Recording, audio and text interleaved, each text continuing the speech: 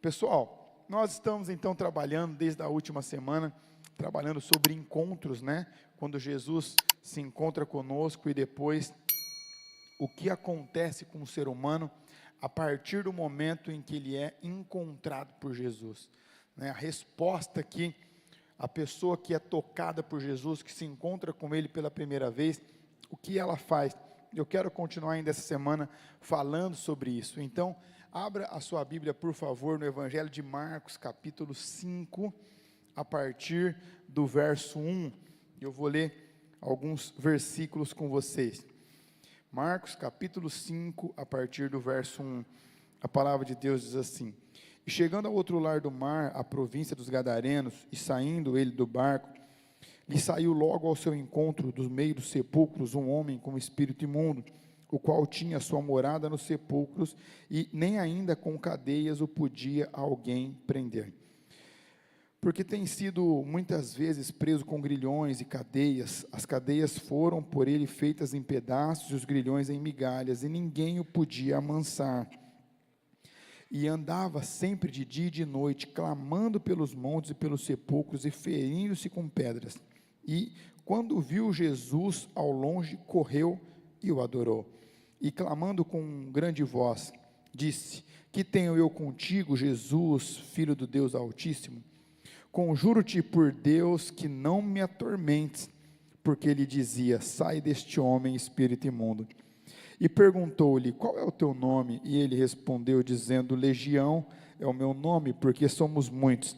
E rogava-lhe muitos que não enviassem para fora daquela província. E andava ali pastando no monte uma grande manada de porcos, cerca de 2.000. E todos aqueles demônios lhe rogaram, dizendo: Manda-nos para aqueles porcos, para que entremos neles. E Jesus logo permitiu. E saindo daqueles espíritos imundos, entraram aos porcos, e a manada se precipitou por um despenhadeiro no mar, e afogaram-se. E os que apacentavam os porcos fugiram e anunciaram na cidade, nos campos, e saíram a ver o que tinha acontecido. E foram ter com Jesus, e viram um endemoniado que tivera naquela região, assentado, vestido e em perfeito juízo, e temeram. E os que aquilo que tinham visto contaram-lhe o que acontecera ao endemoniado acerca dos porcos, e começaram a rogar para que saísse dos teus termos. E entrando ele no barco, rogava o endemoniado que o deixasse ir com ele. Porém Jesus não permitiu, mas disse: Vai para tua casa, para os teus, e anuncia quão grandes coisas fez o Senhor por você, e como ele teve misericórdia de ti. E ele foi e começou a anunciar em Decápolis quão grandes coisas Jesus lhe fizera, e todos se maravilhavam. Quero trabalhar com vocês em cima dessa passagem. É muito interessante a gente observar, porque quando nós lemos isso, a gente consegue dimensionar o tamanho e a imensidão do amor de Deus por um ser humano. Quando nós olhamos para esse texto, nós precisamos entender que essa região que Jesus estava, que eles tinham chego, região de Decápolis, era uma região composta por 10 cidades, né? Uma delas era Gadara, que está acontecendo o fato, e era uma região habitada pelos gentios, ou seja, como Jesus ainda não tinha padecido no madeiro, ainda não tinha morrido e ressuscitado ao terceiro dia, ele andava com os judeus, e eles ainda não tinham um entendimento que Jesus não veio só para os judeus, embora ele se acendeu do meio dos judeus, mas ele veio para todos, né? E aí ele chega num lugar desse, e olha que interessante, o texto diz que ele sai do barco. Então ele sai e ele começa ali dar os seus primeiros passos ali na beira do barco, e o texto diz que do meio dos sepulcros, naquela época o cemitério era fora da cidade, né? Então, quando Jesus chega, ele desce do barco, ele começa a andar, e ali o texto diz que do meio dos sepulcros, do meio do cemitério, sai esse homem, porque ele avista Jesus de longe, e aí ele corre e logo se ajoelha para adorar Jesus. E aqui é interessante eu e você prestarmos atenção, porque o mundo espiritual, ele capta o que está acontecendo muito mais rápido do que a gente no mundo natural. Observa que o texto fala que Jesus desce, mas ele não abre a boca, ele não fala nada, ele não pede nada, ele não declara nada, ele simplesmente desce do barco e começa a caminhar. E aquele homem que estava, em algumas versões falam um espírito imundo, em outras vão falar o possesso, em outras vão falar endemoniado, o que significa a mesma coisa. Fala que ele sai correndo, e ele se ajoelha para adorar. Olha que interessante, Jesus não falou nem quem ele era. Mas até os demônios precisam adorar Jesus. E o texto diz que ele se ajoelha e adora. Agora, olha que interessante isso. Jesus, ele chega naquela região, e esse homem vem receber Jesus. E quando eu falo de mundo espiritual, nós temos um exemplo muito interessante quando nós chegamos aqui. Quando nós chegamos lá na Rua Floresta, ainda um pequeno grupo de pessoas. Obviamente, a maior parte de vocês e da cidade nem sabiam que nós existíamos, humanamente falando. Mas quando eu digo que espiritualmente o mundo capta rápido as movimentações que estão acontecendo, por quase 90 dias, todos os domingos, na passagem do último dia da semana para o primeiro dia da semana, como acreditam algumas religiões, nós éramos recebidos ali, antes de abrirmos a igreja, que o nosso culto era só de manhã, um trabalho feito para nós. Você lembra, Luizinho, ou não? Era uma galinha preta, cortada, com a cabeça invertida numa taça, uma vela, e foi assim por quase 90 dias, todos os domingos. E pastor, mas o que isso significa? Foi o que eu acabei de falar para vocês, o mundo espiritual percebe o que está se movimentando. Então, ele já saberia, ou já sabia, o que estava acontecendo, e o que iria acontecer, e o que nós estávamos dispostos a fazer por Jesus. Então, cada um luta com as armas que tem, sim ou não? Então, com o que eles acreditavam ter poder para nos parar, nos segurar, nos impedir, eles tentaram fazer por quase 90 dias, todos os cultos pela manhã. Nós chegávamos lá e tínhamos que pegar um saco, fazer a limpeza e dar continuidade no que estava acontecendo, sem a gente falar nada. Chegamos sem redes sociais, sem canal no YouTube, muito discreto, pregando o evangelho um por um, de casa em casa, até que as pessoas começavam a se converter, entregar as vidas para Jesus, serem libertas, e aí Jesus começa a fazer o que ele queria fazer aqui nessa cidade, isso há 6 anos atrás. É o que acontece aqui. Jesus nem falou o que ele foi fazer, mas o mundo espiritual já sabia o que estava acontecendo. E tanto que depois que ele adora Jesus, é até engraçado isso. Já viram o diabo pedindo alguma coisa para Jesus, sim ou não? O texto fala que ele rogou a Jesus, e ele faz um reconhecimento, ele apresenta Jesus que ainda não tinha aberto a boca. O que queres conosco, Jesus, Filho do Deus Altíssimo? E aí Jesus olha e fala, qual o seu nome?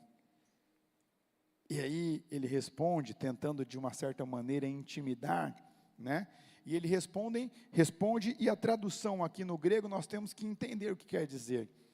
Ele fala, meu nome é Legião, porque nós somos muitos, né? Naquela época, principalmente em Roma, na Grécia, quando eles eram governos expansionistas, impérios expansionistas, né? Então, tinham o exército, tinham um destacamento, só que quando eles iam fazer grandes investidas, e que todo mundo temia, eram as legiões, né? Tem até um filme que ficou muito famoso, que é a 13ª Legião, ou seja, era quando chegava para arrebentar, né? Tipo assim, eu vou fazer algo, eu vou tomar aquela cidade. Eles mandavam um destacamento de legião, e aí ele fala, eu sou a legião, porque nós somos muitos. E Jesus olha e fala, saia deste homem. Agora, olha que interessante, como esse texto nos ensina. Quando os cristãos, eles não conseguem compreender que a nossa luta nunca foi contra a carne ou contra sangue, né? Mas contra os principados, potestades e dominadores da região, olha o que eles rogam para Jesus: não nos faça sair desse país, ou dessa província, ou dessa região. Ou seja, eles já sabiam que eles iam ter que deixar o homem liberto, mas eles falam assim: não permita que a gente saia dessa região. Ou seja, a gente está aqui faz tempo já, nós ocupamos aqui, nós dominamos aqui faz tempo. E é interessante porque o texto vai nos mostrar muita coisa no decorrer dele, mas o que Jesus fala? Ele olha os porcos, tinha uma manada, uma criação de porcos ali próximo, né? E ali, ele permite que eles façam uma pequena estada ali. Sabe aquela pernoite que você tem que pagar, mas você vai ter que chegar meia-noite e sair 6 da manhã? Você não vai nem tomar o café da manhã? Foi mais ou menos o que os porcos foram para essa legião, né? Jesus permite, liberta aquele homem, e o texto diz que a manada de porcos despenca de um precipício, e todos morrem afogados. E o texto vai continuar falando que os pastores, ou os homens que cuidavam desse rebanho, eles correm, eles voltam para a cidade, e eles vão anunciar o que tinha acontecido, não com o gadareno, mas com a manada de porcos. E o texto diz que a grande população volta com eles, para verem o que tinha acontecido. Só que quando eles chegam, eles encontram o endemoniado, o gadareno, que há anos era perturbado, um homem que foi preso diversas vezes e nada conseguia amansar ou acalmar ele, um homem que ele sofria a tormenta, e o texto diz que ele urrava, clamava dia e noite, ou seja, não tinha sossego, não tinha paz, não tinha descanso. O texto diz que ele tinha composição de feridas no seu corpo, e ainda por cima elas coçavam, e ele não conseguia coçar com as mãos. O texto fala que ele pegava pedaços de pedra ou cacos, para tentar amenizar a coceira que ele sentia em todo o corpo. Era esse homem. E o texto diz que quando essa multidão volta com os cuidadores do rebanho de porcos, eles olham o homem vestido. Veja, ele não estava mais pelado, ele não estava mais nu, e tinha recobrado o juízo perfeito, não estava mais atormentado, estava sentado aos pés de Jesus. E o texto diz que todos temeram.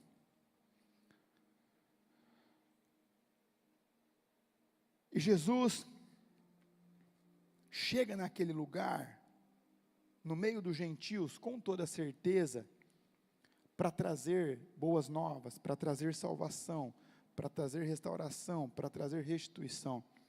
Só que aquela cidade, aquela região, eles não tinham entendido que aquele homem estava representando todos eles, guardadas as suas devidas proporções.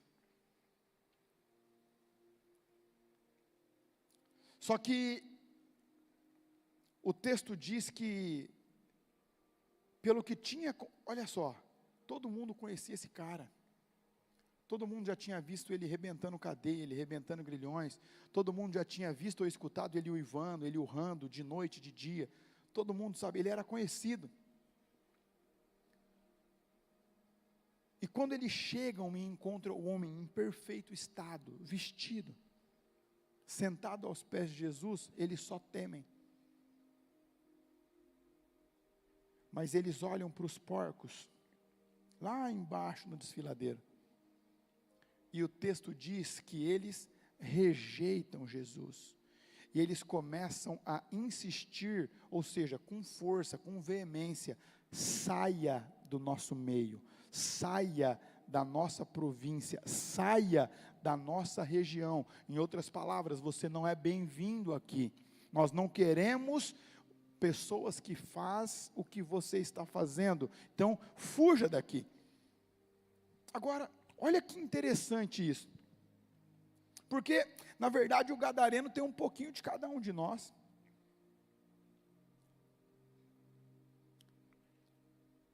Né? Aquelas pessoas que às vezes falam, se a gente for olhar o texto, né? Eu sou bravo mesmo, eu não me controlo, eu tomo calmante, eu sou descendente de espanhol, de italiano. O gadareno talvez naquela época ele falava da região dele, mas mostra que sem ele saber o que fazia ele ser raivoso, irado, bravo, amargo daquele jeito, eram os demônios.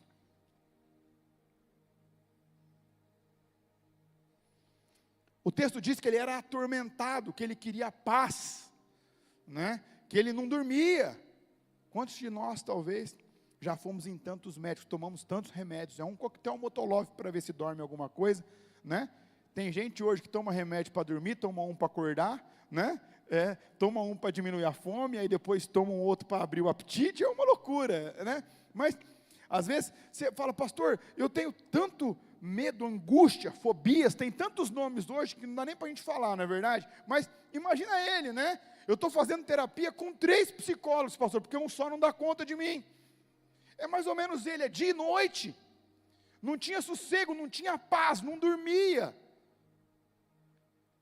cheio de ferida, de doença no corpo, coceira, alergia, vai saber o que esse cara tinha. Só que é nesse contexto que nós precisamos entender que Jesus e o Evangelho, ele transforma toda e qualquer situação. Porque, embora a gente tenha pessoas aqui, assim como eu, já tive um passado, que temos muitas coisas em comum com o gadareno, mas acredito que ninguém aqui na proporção do gadareno.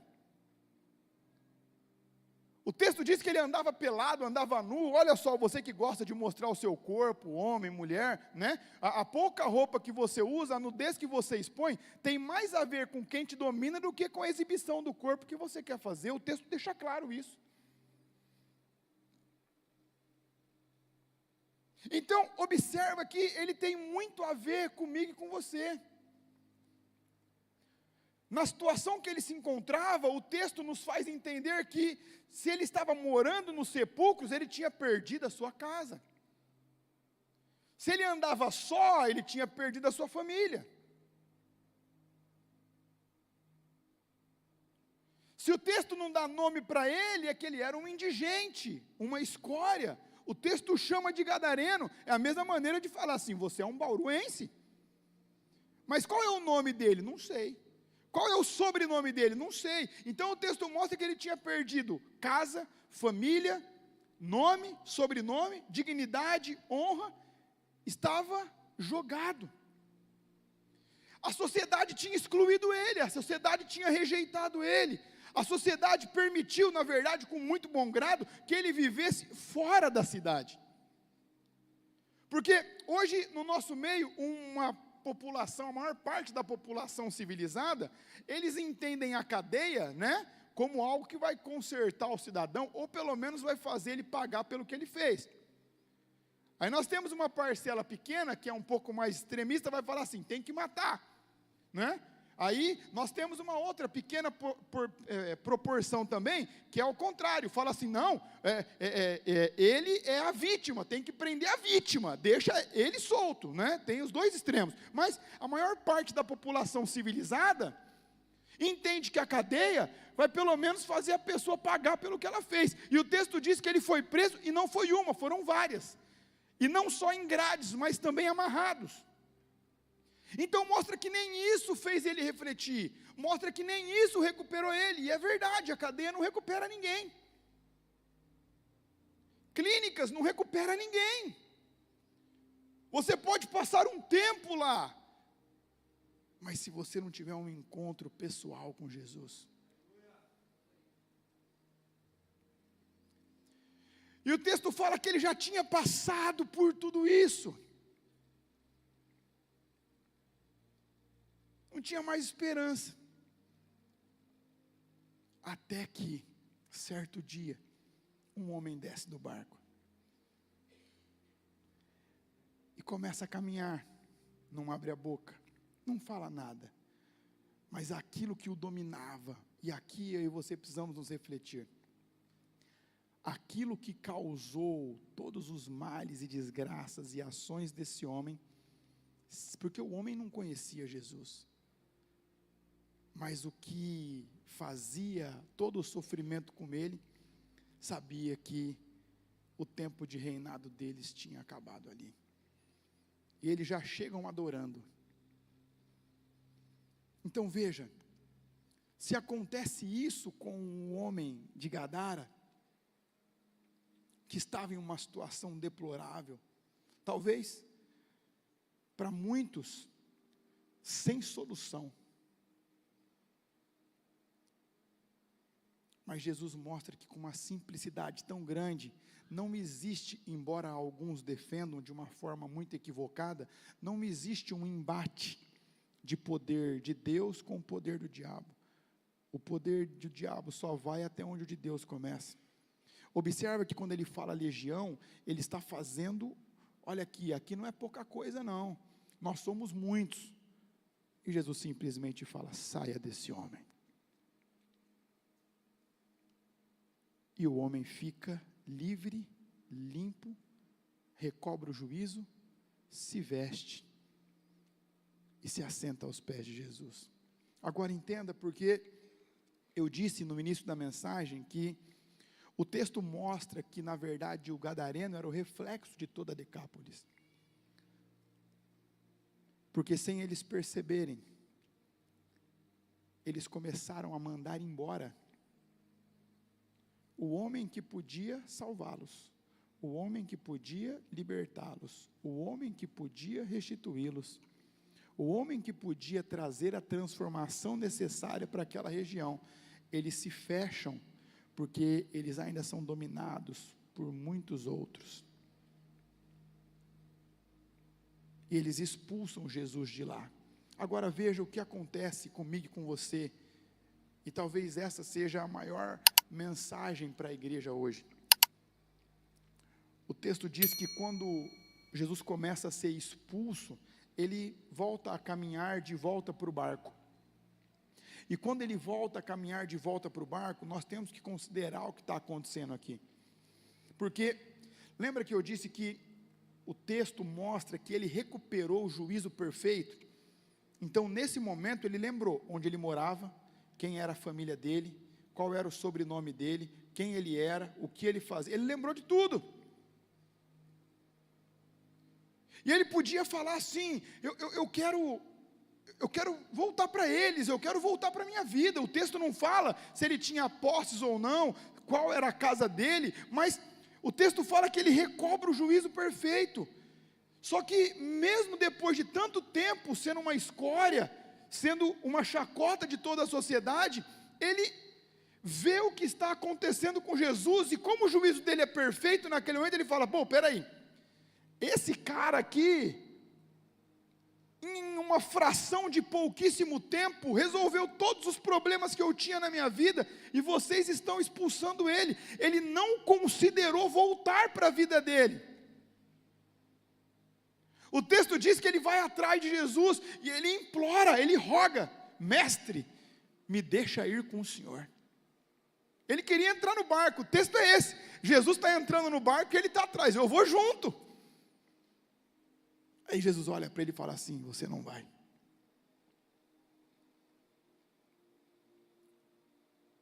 Observa que aqui, Jesus ainda não tinha sido glorificado, e ele tinha acabado de se tornar um discípulo de Jesus. E aí Jesus olha para ele e fala assim, você vai voltar para os teus, e você vai falar as grandes coisas e maravilhas que o Senhor fez por você, e como Ele teve misericórdia de ti. Olha que interessante, eu fico pensando hoje, às vezes as pessoas nos criticam assim, pastor, como é que os adolescentes pregam? Como é que as crianças ministram? Como é que os jovens ministram? Eu fico imaginando Jesus escutando isso. Veja, como eu disse, embora muitos de nós temos muitas coisas em comuns com o gadareno, ninguém na mesma proporção. O que Jesus estava falando para esse homem? No ato, vai. Conta para todo mundo. Deixa que eles vejam quem é você e o que aconteceu com você. E aí você vai contar quem fez isso, quem te libertou, quem te curou, quem te devolveu o sono, quem te devolveu a saúde da pele, quem te devolveu o juízo perfeito, quem te devolveu o seu nome, a sua dignidade, quem devolveu aquilo que você tinha perdido. Você vai só contar isso. Olha o poder que existe no nosso testemunho. E o texto continua, e o texto diz que ele vai, e ele começa a anunciar tudo que Jesus tinha feito para ele. E isso é muito forte, porque quando eu me converti, nós temos o que as pessoas enxergam da gente. Então as pessoas podem falar assim: olha, realmente ele parou de fazer isso, ele parou de fazer aquilo, que é o que as pessoas conseguem ver, não é verdade? Só que tem coisas que estão dentro de nós que ninguém vê, mas só a gente sabe o que Jesus fez por nós. E eu fico imaginando esse homem falando o que Jesus fez por ele, porque foge muito dos poucos detalhes que o texto dá. Ele não falou só que ele foi curado das chagas e da coceira, ele não falou só que ele estava possesso e ele ficou liberto, ele não falou só que ele andava nu e tinha ali perdido totalmente os domínios sobre si e recobrou o juízo perfeito. Ele não falou simplesmente quantas noites ele dormiu num cemitério em cima de um túmulo. Ele não falou quantas vezes ele foi rejeitado simplesmente. Ele não falou simplesmente quando ele foi zoado, quando ele foi expulso, quando ele foi apontado. Com toda certeza, isso somente é o que eu e você conseguiríamos ver com os nossos olhos. Mas eu fico imaginando ele falando de dentro. Cara, quando Jesus chegou, cara, eu nunca senti isso, sabe? Eu nem lembrava mais, mas veio uma paz no meu coração.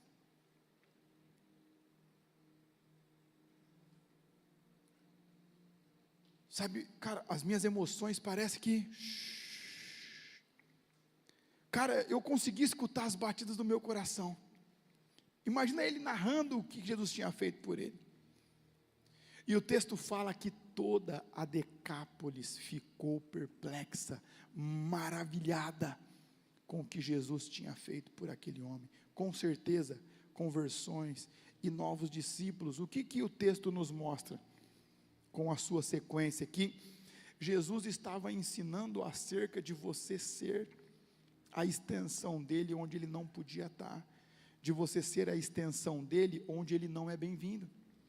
Jesus não foi bem-vindo ali, Jesus foi expulso ali.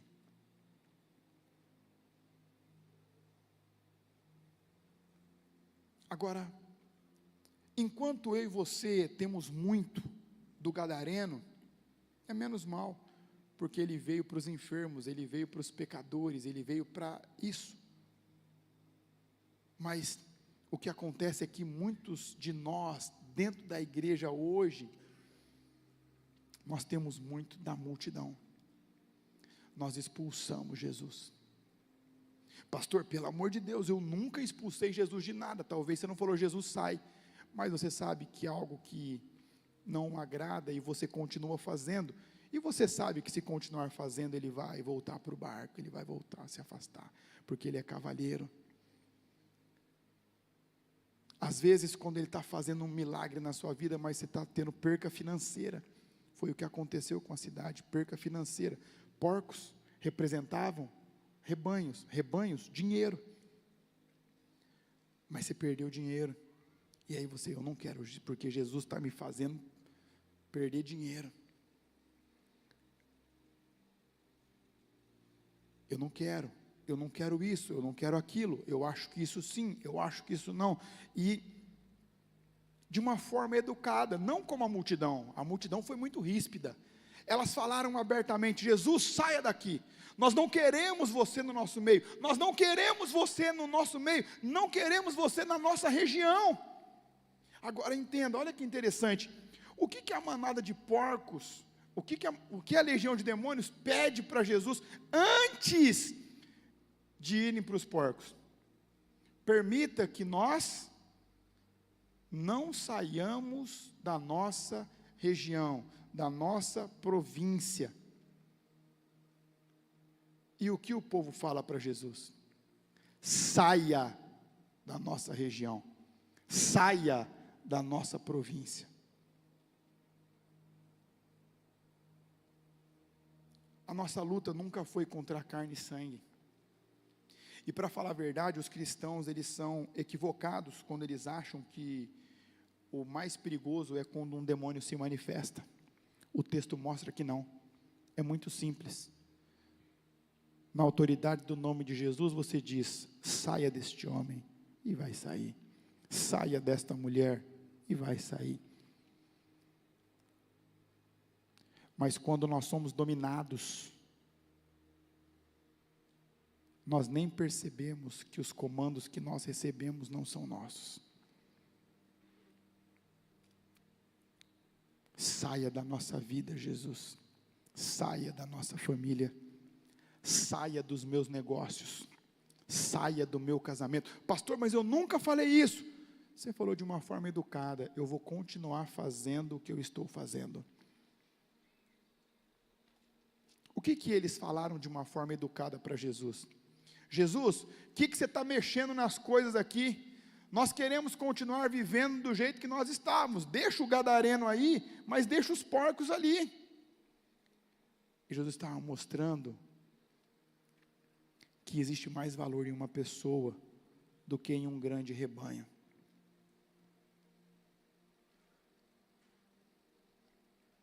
E quando eu e você olhamos como isso, como cristãos, nós nos enquadramos em apenas duas partes. A primeira é, nós ainda talvez somos um gadareno. Não fomos encontrados por Jesus, e talvez hoje seja o dia de você ser encontrado por Ele. Mas talvez você já foi, mas por algum motivo você se esqueceu dos direcionamentos de Jesus. Talvez você até se esqueceu do dia que vocês se encontraram pela primeira vez. Lembra? Como foi o seu encontro com Jesus? O primeiro, o que te marcou, o que te transformou, o que fez seu coração acelerar, o que fez você reconhecer todos os pecados que você precisava abrir mão, que começou a mostrar o que você precisava mudar, mas que ao mesmo tempo que você via que tinha tanta coisa para mudar, você se sentia calmo, tranquilo, em paz, porque você se sentia abraçado, e você não consegue explicar. Nesse dia, Jesus fala o mesmo para todo mundo. Vai lá, fala para todo mundo as grandes coisas que eu te fiz. Fala para todo mundo quão grande misericórdia eu tive da sua vida. E aí às vezes a nossa vida é tão corrida e nós temos tantas coisas importantes que a gente tira essas coisas de Jesus, sabe? E a gente nem lembra mais como é que foi esse dia. A gente se esquece. A gente se esquece que se não fosse esse encontro, se não fosse esse dia, talvez nós nem estaríamos aqui.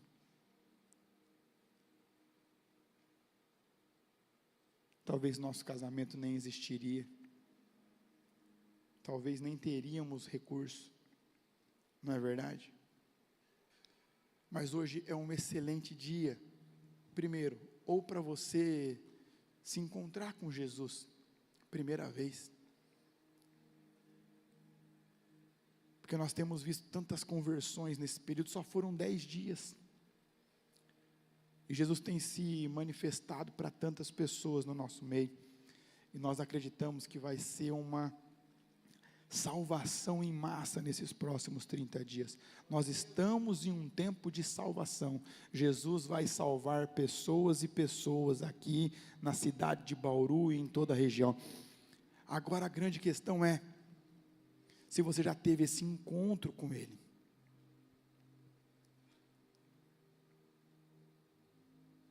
Observa que Jesus não fala para ele assim, olha, para você falar o que eu fiz na sua vida, primeiro, você vai ter que fazer 4 anos de faculdade, e aí depois você vai ter que fazer um mestrado, depois você vai ter que aprender sobre soteriologia, você vai ter que aprender a debater sobre as doutrinas de salvação, porque existe muita dúvida no meu povo sobre esses assuntos. E também você vai ter que estudar muito sobre o final dos tempos, porque nós temos que estar atento aos sinais, não é verdade? Porque e se for amanhã, e se foi ontem e eu não percebi e fiquei, né? Jesus não fala nada disso. Jesus olha para aquele homem e fala assim, vai para os teus, ou seja, vai para quem te conhece, vai para aquelas pessoas que viram quem você era, e só conta para eles as grandes coisas que eu fiz na sua vida, e como eu tive misericórdia de você. É o que você precisa fazer. depois que nós somos encontrados por Jesus, a nossa vida não tem mais propósito se a gente vive sem Ele, ou se nós não vivemos por Ele.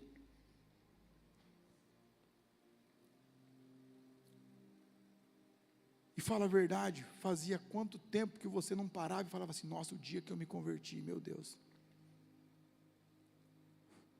foi horrível, mas foi tão lindo. Horrível porque eu estava numa situação lastimável, mas foi tão lindo porque Jesus me encontrou.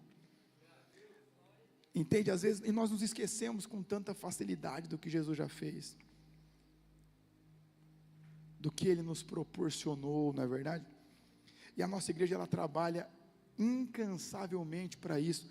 As pessoas estão perdidas, independente de quem elas são. Pessoas que às vezes precisam de uma cesta básica para viver, e talvez outros que não sabem nem o que tem que fazer com o dinheiro, mas todas perdidas porque ainda não encontraram Jesus ou não foram encontradas por Ele. Então veja, quem é você e o que você está disposto a fazer. Um evangelho que nós olhamos e aprendemos o que eu e você devemos fazer como igreja. Se eu e você já temos a graça de termos sido alcançados por Jesus, obviamente o barco de Jesus agora é o céu. O que Ele está querendo dizer para você? E calma, você não vai subir agora, tem um tempo para você ainda aí, mas nesse tempo que você vai continuar aí no meio dos teus, eu preciso que você faça algo. Eu preciso que você vá e anuncie o que eu fiz na sua vida, anuncie o que eu fiz por você e as misericórdias que eu tive por você. Faça isso. Ele não prometeu nada, mas o texto fala o que aconteceu, fala que o gadareno obedece, ele volta e ele sai espalhando. Imagina só, ele já era uma pregação, né? Imagina ele chegando em uma das 10 cidades, o pessoal olhando de canto. Pai, esse cara aí não era aquele louco que vivia lá sem roupa no meio do cemitério, urrando, gritando, cheio de ferida, perebento, fedido. Mas ele está vestido, o que é esse cara? Imagina ele chegando e falar: calma gente, sou eu mesmo. Mas eu tenho alguma coisa para falar para vocês aqui. E começava a compartilhar, e as pessoas ficavam perplexas. É o que nós precisamos fazer, simplicidade. Existe muito poder de Deus na simplicidade, existe muito poder de Deus no nosso testemunho de conversão, existe muito poder de Deus. Falar: minha conversão foi tão simples. Não existe conversão simples. Todos nós estávamos condenados, todos nós estávamos fadados ao inferno, fadados à morte, mas por causa de Jesus, todos nós passamos a ter uma oportunidade de viver. Então, enquanto a equipe de louvor sobe, eu quero que você feche seus olhos. Lembre-se do dia que Jesus se encontrou com você a primeira vez. E se você ainda não entregou a sua vida para Jesus, hoje talvez seja o melhor dia para você. Enquanto vocês refletem sobre isso, eu também gostaria de falar para você que já foi encontrado por Ele, mas por algum motivo deixou a chama e a paixão por Ele apagar. Na verdade, as pessoas que ficam à sua volta, não é que elas não sabem que você é cristão, elas pensam que você nem é, porque às vezes você acaba tendo de volta algumas práticas que você tinha deixado, algumas ações que você tinha deixado. Mas hoje Jesus, Ele fala: ei, aquele dia, tudo que aconteceu aquele dia ainda está de pé. Eu não quebro as alianças que eu faço, eu não interrompo convites que eu faço. E a boa notícia é: ainda é tempo, ainda é tempo. Eu vou chamar o pastor Luiz para fazer essas duas orações com vocês, enquanto nós temos esse período de adoração. Eu quero que você reflita e que você tome uma atitude para que você possa voltar a viver um evangelho completo, genuíno, verdadeiro e pessoal. Um evangelho que não é alguém que contou para você, é o que você conta. Não é um evangelho que falaram para você, mas é você que vai falar, porque o seu relacionamento será pessoal com Jesus.